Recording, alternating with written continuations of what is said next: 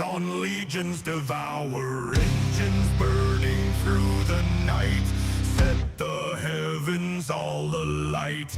As the creek begins to fall, echoes from the void now call. Through the smoke and through the pain, the dead arise again. And that's when Legio Creek reignited again.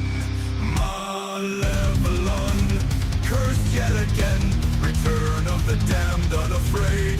Through the ash once again, the old god rise again, to fight again.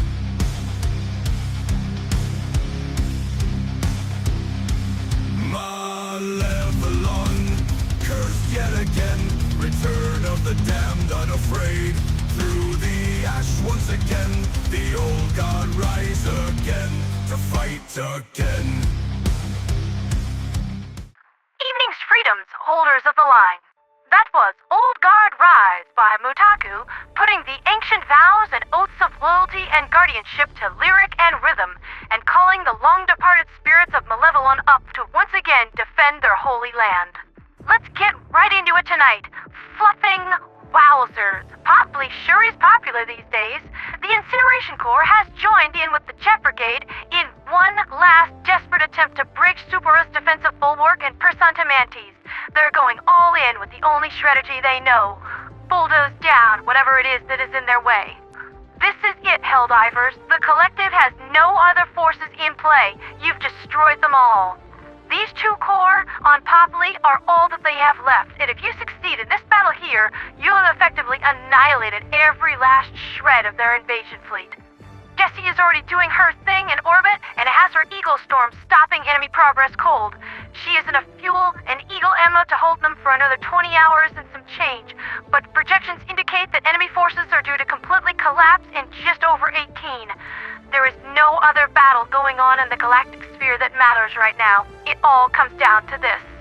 I dare say that Popli is going to go down in history right there next to the battles of Malevolon, not for its brutality or how many perished here, but the fact that the Liberation Fleet has leveraged the DSS and their combined might so effectively that military experts and strategists are going to be poring over every last detail of these master-level plays for generations. This is the stuff that gets you put on the Super History Channel for your grandchildren, Helldivers. If Malevolon was our Vietnam, Popli is our Battle of Midway.